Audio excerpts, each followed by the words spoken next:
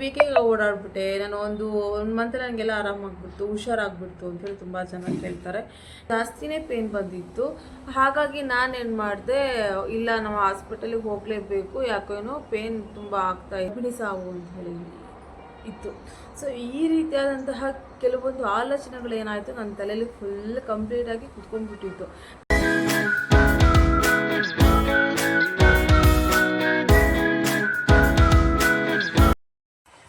Hi friends, welcome to Lakshmi Shivachari blogs. ಎಲ್ಲರೂ ಹೇಗಿದ್ದೀರಾ?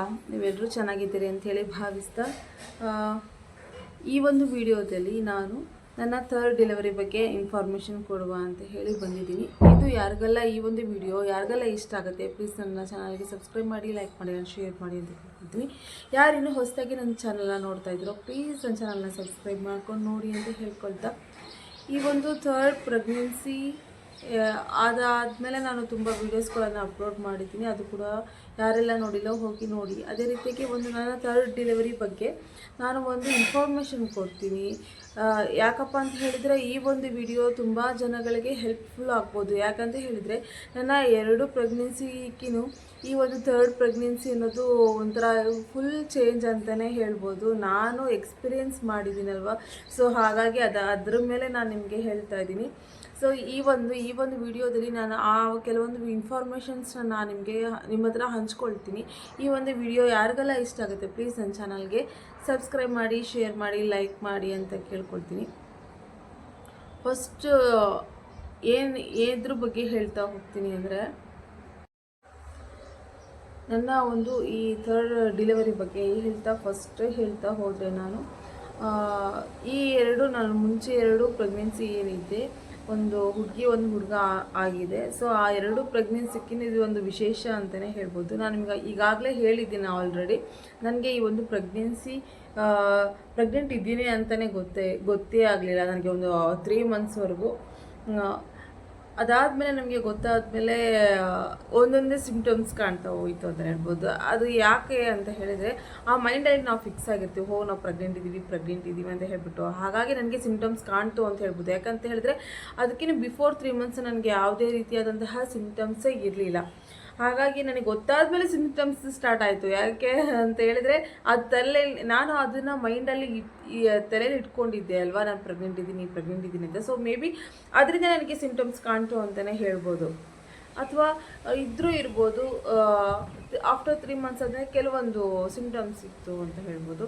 So ಇದ್ರ ಎಲ್ಲ ವಿಡಿಯೋಗಳನ್ನು ನಾನು ನಿಮಗೆ ಈ ನನ್ನ ಒಂದು ಥರ್ಡ್ ಡೆಲಿವರಿ ಬಗ್ಗೆ ಈಗಾಗಲೇ ನಾನು ನಿಮಗೆ ಕೆಲವೊಂದು ವೀಡಿಯೋಸ್ ಹಾಕಿದ್ದೀನಿ. ನನಗೆ ಯಾವ ಬೇಬಿ ಆಯಿತು ಅಂತ ಹೇಳ್ಬಿಟ್ಟು. ನನಗೆ ಆಗಿದ್ದು ಗರ್ಲ್ ಬೇಬಿ. ನನಗೆ ನಾರ್ಮಲ್ ಡೆಲಿವರಿ 2 ಕೂಡ ನನಗೆ ನಾರ್ಮಲ್ ಡೆಲಿವರಿ ಆಗಿತ್ತು. ಈ 3ನೇದು ನಾರ್ಮಲ್ ಡೆಲಿವರಿನ ಅಥವಾ ಸಿ ಸೆಕ್ಷನ್ ಅಂತ ಹೇಳ್ಬಿಟ್ಟು ಇದ್ರ ಬಗ್ಗೆ ನಾನು ನೆಕ್ಸ್ಟ್ ವಿಡಿಯೋದಲ್ಲಿ ನಾನು ಅದ್ರ ಬಗ್ಗೆ ಇನ್ಫಾರ್ಮೇಷನ್ ಕೊಡ್ತಾ ಹೋಗ್ತೀನಿ. ಫಸ್ಟ್ ಈ ಥರ್ಡ್ ಡೆಲಿವರಿ ಬಗ್ಗೆ ನಾನು ನಿಮಗೆ ಹೇಳ್ತಾ ಹೋದರೆ, ಲಾಸ್ಟಿಗೆ ಆಲ್ರೆಡಿ ನನಗೆ 9 ಮಂತ್ಸ್ ಕಂಪ್ಲೀಟ್ ಆಗಿ 9 ಡೇಸ್ ಕೂಡ ಆಗೋಗ್ಬಿಟ್ಟಿತ್ತು. ನನಗೆ ಆಲ್ಮೋಸ್ಟ್ ಪೇನ್ ಬರ್ತಾ ಇತ್ತು ಅಲ್ವಾ.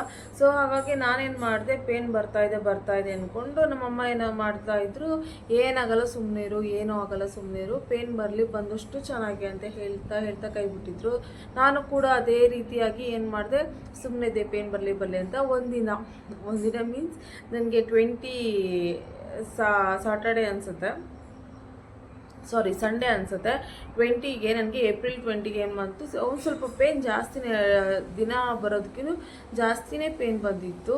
ಹಾಗಾಗಿ ನಾನೇನು ಮಾಡಿದೆ, ಇಲ್ಲ ನಾವು ಹಾಸ್ಪಿಟಲಿಗೆ ಹೋಗಲೇಬೇಕು, ಯಾಕೇನೋ ಪೇನ್ ತುಂಬ ಆಗ್ತಾ ಇದೆ ಅಂತ ಹೇಳ್ಬಿಟ್ಟು ನಮ್ಮ ಮನೆಯವರು ಕೂಡ ಬಂದಿದ್ರು ಅವತ್ತು.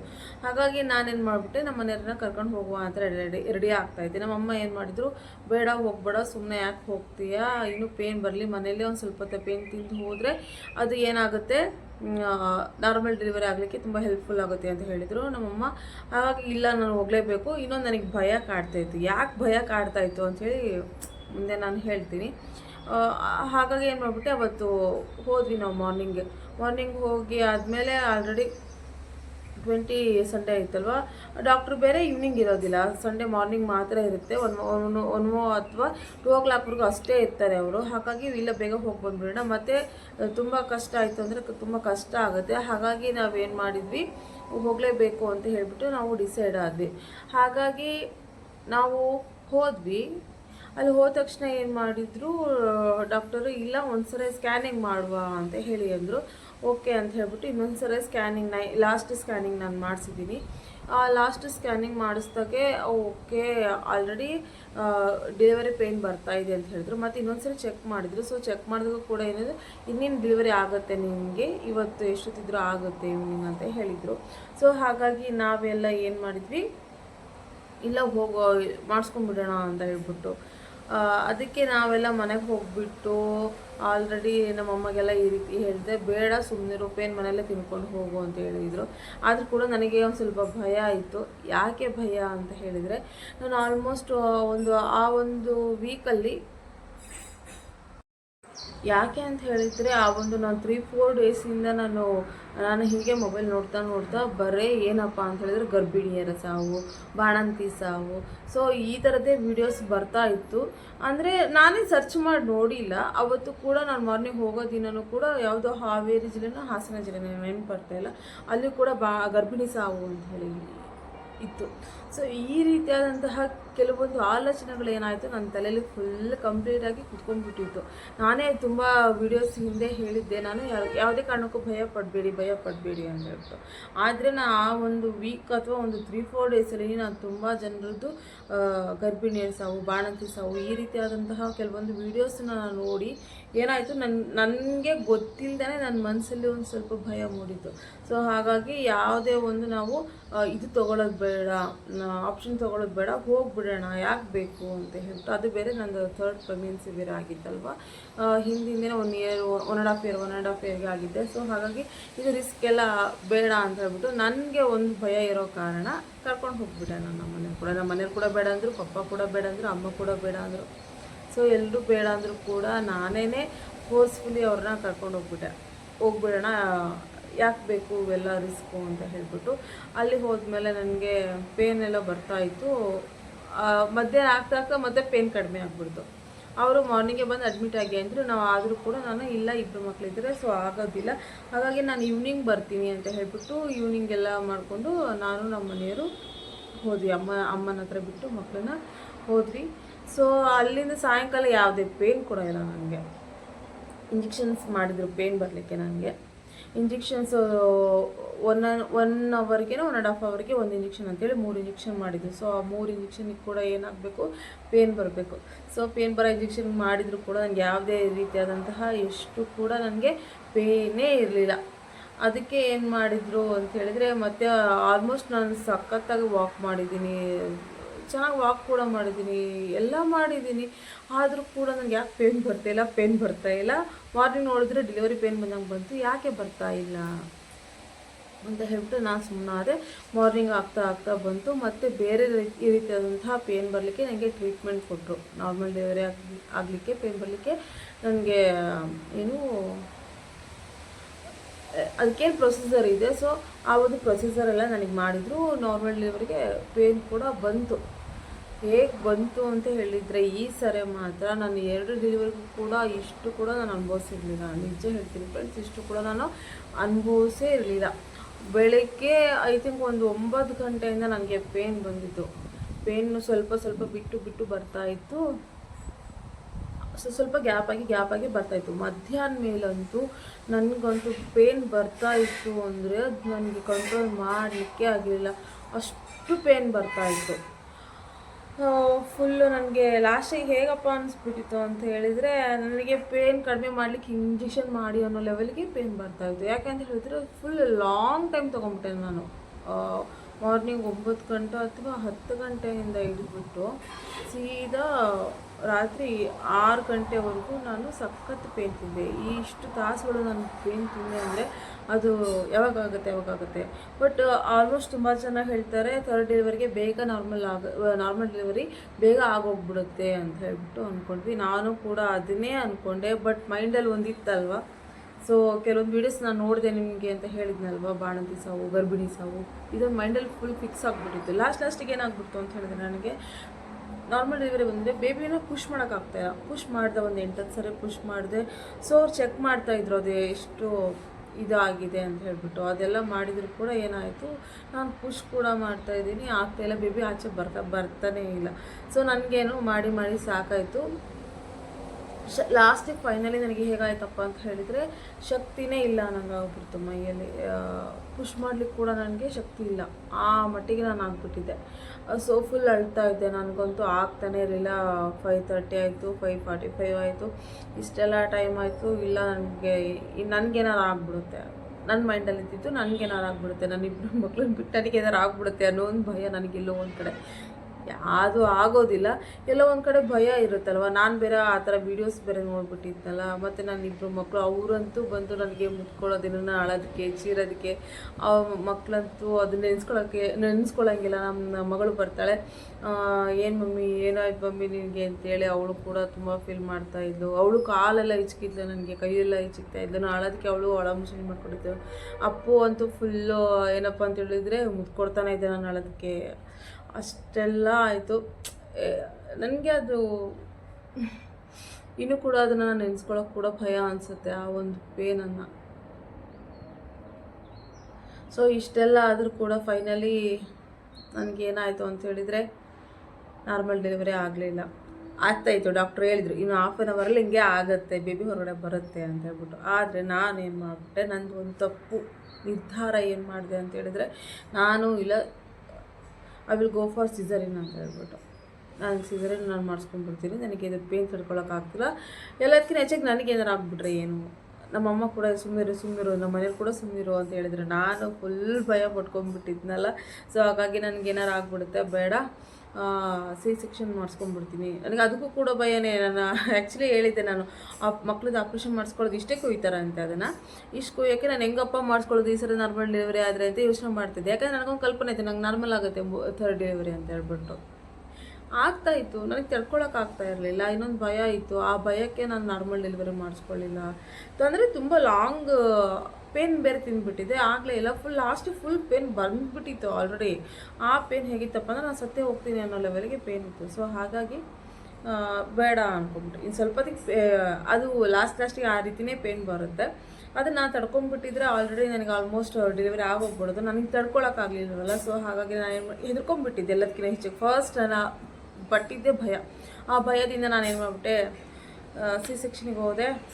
ಅದು ಅಲ್ಲಿಗೆ ಹೋದ ತಕ್ಷಣ ಏನಾಯಿತು, 5 ನಿಮಿಷದಲ್ಲಿ ಪಾಪನ ಕಡೆಗೆ ತೆಗೆದ್ರು, ಎಲ್ಲ ಹೊಲಿಗೆ ಹಾಕಿದ್ರು, ಅಲ್ಲಿಗೆ ಸೆಕ್ಷನ್ ಮುಗೀತು. ಇಷ್ಟೇ. ಅದಕ್ಕೆ ಎಲ್ಲರೂ ತುಂಬ ಜನ ಅಂತಾರೆ ಸೆಕ್ಷನಿಗೆ ಹೋಗ್ತಾರೆ. ಯಾಕಪ್ಪ ಅಂತ ಹೇಳಿದ್ರೆ ಅಲ್ಲಿ ಯಾವುದೇ ರೀತಿಯಾದ ಪೇನ್ ಆಗಲ್ಲ. 1 ಡೇ ಪೇನ್ ಇರುತ್ತೆ, 1 ಡೇ ಆರ್ 2 ಡೇ ಪೇನ್ ಇರುತ್ತೆ. ಅದು ಬಿಟ್ಟರೆ ಯಾವುದೇ ರೀತಿ ಪೇನ್ ಇರಲ್ಲ. ಅದಕ್ಕೆ ಎಲ್ಲ ಜನಗಳು ಏನು ಮಾಡ್ತಾರೆ ಅಂತ ಹೇಳಿದರೆ ಸೆಕ್ಷನಿಗೆ ಹೋಗ್ತಾರೆ. ನಂದು ಕೂಡ ಅಷ್ಟು ಚಿಕ್ಕ ಆಪ್ರೇಷನ್ ಮಾಡ್ಕೊಳ್ಳೋಕ್ಕೂ ಹೆದರ್ಕೊಂಡಿರೋ ಹುಡುಗಿ ನಾನು ಅಷ್ಟು ದೊಡ್ಡ ಆಪ್ರೇಷನ್ ಮಾಡಿಸ್ಕೊಂಡು ಬಂದೆ. ಹೇಗೆ ಹೇಳೋದು, ಏನೋ ಒಂಥರ ಬೇಜಾರು ನನಗೆ. 2 ಕೂಡ ನಾರ್ಮಲ್ ಡೆಲಿವರಿ ಆಗಿ 3ನೇದು ನಾನು ಸೆಕ್ಷನ್ ಮಾಡಿಸ್ಕೊಂಡ್ಬಿಟ್ನಲ್ಲ, ನಾನು ಹಳ್ಳಕ್ಕೆ ಬಿದ್ದನಲ್ಲ ಅಂತ ಹೇಳ್ಬಿಟ್ಟು. ಫೈನಲಿ ಈಗ ನಮ್ಮ ಬೇಬಿಗೆ ಆಲ್ರೆಡಿ 1 ಮಂತ್ ಇನ್ನೊಂದು 10 ಡೇಸ್ ಅಂದರೆ 2 ಮಂತ್ಸ್ ಆಗಿಬಿಡುತ್ತೆ ಅವಳಿಗೆ. ಸೊ ನನಗಿನ್ನೂ ಒಂದು ಸ್ವಲ್ಪ ಪೇನ್, ಚಿಕ್ಕ ಪುಟ್ಟ ಪೇನ್ ಇದೆ. ಬಟ್ ನಾರ್ಮಲ್ ಡೆಲಿವರಿಗೆ ನಾನು ಡೆಲಿವರಿ ಆದ ತಕ್ಷಣ ನಡ್ಕೊಂಡೆಲ್ಲ ಅಡ್ಡಾಡ್ಬಿಟ್ಟಿದ್ದೀನಿ, ಆರಾಮಿದ್ದೆ, ಎಲ್ಲ ಆ ರೀತಿಯೆಲ್ಲ ಇದೆ. ಬಟ್ ನಾನು ಈ ಒಂದು ತಪ್ಪು ನಿರ್ಧಾರ ತೊಗೊಂಡಿದ್ದಕ್ಕೆ ನಾನು ಏನಪ್ಪ ಯಾಕೆ ತೊಗೊಂಡೆ ಅಂತ ಇವಾಗಲೂ ನನಗೆ ಅದು ಗಿಲ್ಟ್ ಕಾಡ್ತಾ ಇದೆ. ನಾನು ಒಂದು ಆಪ್ಷನ್, ನನ್ನ ಒಂದು ಎಕ್ಸ್ಪೀರಿಯೆನ್ಸ್ ಮೇಲೆ ಹೇಳ್ತೀನಿ. ಪ್ಲೀಸ್ ಯಾರೆಲ್ಲ ಈ ವಿಡಿಯೋ ನೋಡ್ತಿದ್ದೀರಾ ಹೆಣ್ಮಕ್ಳು, ಒಂದೇ ಹೇಳೋದು, ನಾರ್ಮಲ್ ಡೆಲಿವರಿಗೆ ಟ್ರೈ ಮಾಡಿ, ಸಿಸರಿನಿಗೆ ಹೋಗಬೇಡಿ. ಯಾಕೆಂದರೆ ಗಟ್ಟಿ ಇರ್ತಾರೆ ನಾರ್ಮಲ್ ಡೆಲಿವರಿ ಆದರೆ. ಇದು ವೀಕ್ ಅಂತ ನಾನೇನು ಹೇಳೋದಿಲ್ಲ, ಬಟ್ ಇದಕ್ಕಿನ್ನೂ ಬೆಸ್ಟ್ ಅಂತ ಹೇಳಿದ್ರೆ ನಾರ್ಮಲ್ ಡೆಲಿವರಿನೇ. ಸೊ ಎಲ್ಲರೂ ನಾರ್ಮಲ್ ಡೆಲಿವರಿ ಮಾಡಿಸ್ಕೊಳ್ಳಿ ಅಂತ. ನನಗೆ ಸೆಕ್ಷನ್ ಆಯ್ತಲ್ವ. ಸೊ ಸೆಕ್ಷನ್ನಲ್ಲೇ ನನಗೆ ಮುಂಚೆ ನಮ್ಮ ಮನೆಯವ್ರು ಹೇಳಿಬಿಟ್ಟಿದ್ರು, ಆಪ್ರೇಷನ್ ಕೂಡ, ಮಕ್ಕಳದ್ದು ಆಪ್ರೇಷನ್ ಕೂಡ ಅದರಲ್ಲೇ ಮಾಡಿಸ್ಬಿಡೋಣ ಅಂತ ಹೇಳ್ಬಿಟ್ಟು. ಅದಕ್ಕಾಗಿ ಡಾಕ್ಟ್ರು ಕೂಡ ಕೇಳಿದರು, ಹೆಣ್ಣು ಪಾಪ ಆಗಿತ್ತಲ್ವ. ಸೊ ನನಗೆ ಡೆಲಿವರಿ ಆಗಿದ್ದು 20ಕ್ಕೆ ಅಡ್ಮಿಟ್ ಆಗಿದ್ದೆ, 21ಕ್ಕೆ ನನಗೆ ಡೆಲಿವರಿ ಆಯಿತು. ಏಪ್ರಿಲ್ 21, 25 ಸೊ ಇನ್ನೊಂದು 10 ಡೇಸ್ ಹೋಯ್ತು ಅಂತ ಹೇಳಿದ್ರೆ ನನಗೆ ನನ್ನ ಪಾಪಗೆ 2 ಮಂತ್ಸ್ ಆಗುತ್ತೆ. ಹಾಗಾಗಿ ಅದು ನಮ್ಮ ಮನೆಯವರು ಅದರಲ್ಲೇ ಮಕ್ಕಳದ್ದು ಆಪ್ರೇಷನ್ ಮಾಡಿಸುವ ಅಂತ ಹೇಳಿದ್ರು. ನಾವು ಕೂಡ ಓಕೆ ಅಂದ್ವಿ. ನಮಗೆ 2 ಸಾಕಾಗಿತ್ತು. ಇದು ನಮಗೆ ಎಕ್ಸ್ಟ್ರಾ ಪೀಸ್ ಅಂತಲೇ ಹೇಳ್ಬೋದು 3ನೇ ಪಾಪು ಬಂದುಬಿಟ್ಟು. ಸೊ ಹಾಗಾಗಿ ನಾವೇನು ಮಾಡಿಬಿಟ್ವಿ, ಇಲ್ಲ 3 ಪಾಪ ಆಯ್ತಲ್ವ, ಸೊ ಆಪ್ರೇಷನ್ ಮಾಡಿಸುವ ಅಂತ ಹೇಳ್ಬಿಟ್ಟು ಗರ್ಲ್ ಬೇಬಿ ಆಗಿತ್ತಲ್ಲ. ಸೊ ಡಾಕ್ಟರ್ ಕೇಳಿದರು, ಇನ್ನೊಂದು ಬೇಬಿ ಬಿಟ್ಕೊಳ್ತೀರಾ ನೀವು ಅಂತ ಹೇಳ್ಬಿಟ್ಟು. ನಮಗೆ ಇಲ್ಲ ಬೇಡ ಅಂತ ಹೇಳ್ಬಿಟ್ಟು ಮಕ್ಕಳದ್ದು ಆಪ್ರೇಷನ್ ಮಾಡಿಸ್ಕೊಂಡ್ವಿ. ನನಗೆ ಗೊತ್ತಿಲ್ಲ ಇದು ಯಾವ ರೀತಿ, ನನಗೆ ಸಿಸರಿನ್ ಬಗ್ಗೆ ಗೊತ್ತಿರಲಿಲ್ಲ. ಸೊ ಹಾಗಾಗಿ ಪೇನ್ ಇರಲ್ಲ ಅಂದ್ಕೊಂಡು ನಾವು ಹಾಗೆ ಮಾಡಿಸ್ಕೊಂಡ್ಬಿಟ್ವಿ. ಬಟ್ ಆದರೆ ಏನಾಯಿತು ಅಂತ ಹೇಳಿದ್ರೆ ನನಗೆ ಸಿಕ್ಕಾಪಟ್ಟೆ ಪೇನ್ ಆಗ್ತಾಯಿತ್ತು. ಇವಾಗಲೂ ಕೂಡ ಪೇನ್ ಇದೆ ನನಗೆ. ಮೇ ಬಿ ನನಗೆ ಅನಿಸಿದೆ ಏನಪ್ಪ ಅಂತ ಹೇಳಿದ್ರೆ, ಬೇರೆಯವ್ರದ್ದೆಲ್ಲ ಕೇಳಿದಾಗ ಇಲ್ಲ ನಾನು 1 ವೀಕಿಗೆ ಓಡಾಡ್ಬಿಟ್ಟೆ, ನಾನು ಒಂದು ಮಂತ್ ನನಗೆಲ್ಲ ಆರಾಮಾಗ್ಬಿಡ್ತು, ಹುಷಾರಾಗ್ಬಿಡ್ತು ಅಂಥೇಳಿ ತುಂಬ ಚೆನ್ನಾಗಿ ಕೇಳ್ತಾರೆ. ನನಗೆ ಇನ್ನೂ ಕೂಡ ಒಂದು ಸ್ವಲ್ಪ ಪೇನ್ ಇದೆ. ನಾನು ಅಂದ್ಕೊಂಡೆ ಮೇ ಬಿ 2 ಕೂಡ ಆಪ್ರೇಷನ್, ಮಕ್ಕಳದ್ದು ಆಪ್ರೇಷನ್ ಮತ್ತು ಸಿಸರಿನ್ 2 ಕೂಡ ಆಗಿರೋದ್ರಿಂದ ಮೇ ಬಿ ನನಗೆ ಪೇನ್ ಇದೆ ಅಂಥೇಳಿ ಅನಿಸಿರೋ ಕಾರಣ ಪೇನ್ ಇದೆ ಅಂಥೇಳಿ ನಾನು ಅಂದ್ಕೊಳ್ತೀನಿ ಅಷ್ಟೇ. ಸೊ ಯಾರಾದರೂ ಬೇಗ ಹುಷಾರಾಗಿದ್ದರೆ ಪ್ಲೀಸ್, ಯಾರು ಹೊಸದಾಗಿ ನೋಡ್ತಾ ಇದ್ದರೆ ಕಮೆಂಟ್ ಮಾಡಿ. ನಂದಿನ್ನು ಚಿಕ್ಕ ಚಾನಲ್, ಯಾರು ಕೂಡ ಮೆಸೇಜ್ ಕೂಡ ನನಗೆ ಮಾಡೋದಿಲ್ಲ, ಅಷ್ಟು ವ್ಯೂಸ್ ಕೂಡ ಆಗೋದಿಲ್ಲ. ಆದರೂ ಕೂಡ ಕೆಲವೊಂದು ಇನ್ಫಾರ್ಮೇಷನ್ಸ್ ವಿಡಿಯೋ ಹಾಕ್ತಾ ಇರ್ತೀನಿ, ನನ್ನ ಲೈಫಲ್ಲಿ ಎಕ್ಸ್ಪೀರಿಯೆನ್ಸ್ ಆಗಿರೋದನ್ನ ಮಾತ್ರ. ಅಕಸ್ಮಾತ್ ಯಾರಿಗಾದ್ರೂ ಮೆಸೇಜ್ ಹಾಕಬೇಕು ಅನ್ನೋ ಒಂದು ಮನಸ್ಸಿದ್ರೆ ಒಳ್ಳೆಯ ರೀತಿಯಾಗಿ ಸೊ ಹಾಕಿ. ಅದೇ ರೀತಿಯಾಗಿ ಬೇರೆ ಇದೇ ರೀತಿಯಾದಂತಹ ಕೆಲವೊಂದು ಇನ್ಫಾರ್ಮೇಷನ್ಸ್ ವಿಡಿಯೋ ನಾನು ನಿಮಗೆ ಕಳಿಸ್ತೀನಿ. ಅದೇ ರೀತಿಯಾಗಿ ಲಾಸ್ಟ್ ಈ 3rd ಬೇಬಿದು, ಗರ್ಲ್ ಬೇಬಿದು ಯಾವ ರೀತಿ ಸಿಂಪ್ಟಮ್ಸ್ ಇತ್ತು ಅನ್ನೋದ್ರ ಬಗ್ಗೆ ಹಾಕ್ತೀನಿ. ಅದೇ ರೀತಿಯಾಗಿ ಲಾಸ್ಟ್ದು ಸ್ಕ್ಯಾನಿಂಗ್ ರಿಪೋರ್ಟ್ ಹಾಕ್ತೀನಿ. ಸ್ಕ್ಯಾನಿಂಗ್ ರಿಪೋರ್ಟ್ ನೋಡಿಬಿಟ್ರಂತೂ ಫುಲ್ಲು ಶಾಕ್ ನನಗಂತೂ. ಯಾಕೆ ಅಂತ ಹೇಳಿ ನಾನು ನೆಕ್ಸ್ಟ್ ವೀಡಿಯೋದಲ್ಲೇ ಹಾಕ್ತೀನಿ. ಸೊ ಯಾರಿಗೆಲ್ಲ ಇಂಟ್ರೆಸ್ಟ್, ನನ್ನ ಚಾನಲಲ್ಲಿ ಬರುವಂತಹ ಇನ್ಫಾರ್ಮೇಷನ್ ವಿಡಿಯೋ ಯಾರಿಗೆಲ್ಲ ಇಂಟ್ರೆಸ್ಟ್ ಇದೆ ಪ್ಲೀಸ್ ನನ್ನ ಚಾನಲ್ಗೆ ಸಬ್ಸ್ಕ್ರೈಬ್ ಮಾಡಿ, ಅದೇ ರೀತಿಯಾಗಿ ಸಪೋರ್ಟ್ ಮಾಡಿ, ಲೈಕ್ ಮಾಡಿ, ಶೇರ್ ಮಾಡಿ ಅಂತ ಕೇಳ್ಕೊಳ್ತಾ ಈ ಒಂದು ವಿಡಿಯೋನ ನಾನು ಇಲ್ಲಿಗೆ ಎಂಡ್ ಮಾಡ್ತೀನಿ. Bye friends. ಬಟ್ ಏನಪ್ಪ ಅಂತ ಹೇಳಿದ್ರೆ ಲಾಸ್ಟಿಗೆ ಒಂದು ಮಾತು, ಯಾವುದಕ್ಕೆ ಆಗಿರ್ಬೋದು, ನಾವು ಏನಾದರೂ ನೋಡ್ತೀವಿ ಅಂತ ಹೇಳಿದರೆ ಭಯ ಪಡಬಾರ್ದು, ತಲೆ ಕೆಡಿಸ್ಕೋಬಾರ್ದು, ಯಾವುದೇ ರೀತಿಯಾಗಿ ಯಾವುದ್ರ ಬಗ್ಗೆನೂ ಮಾತಾಡಬಾರ್ದು. ಸೊ ಇಷ್ಟು ಒಂದು ಹೇಳ್ಕೊಳ್ತಾ ನಾನು ಈ ಒಂದು ವಿಡಿಯೋನ ಇಲ್ಲಿಗೆ ಎಂಡ್ ಮಾಡ್ತೀನಿ. ಬಾಯ್ ಫ್ರೆಂಡ್ಸ್, ಕೀಪ್ ವಾಚಿಂಗ್, ಬಾಯ್.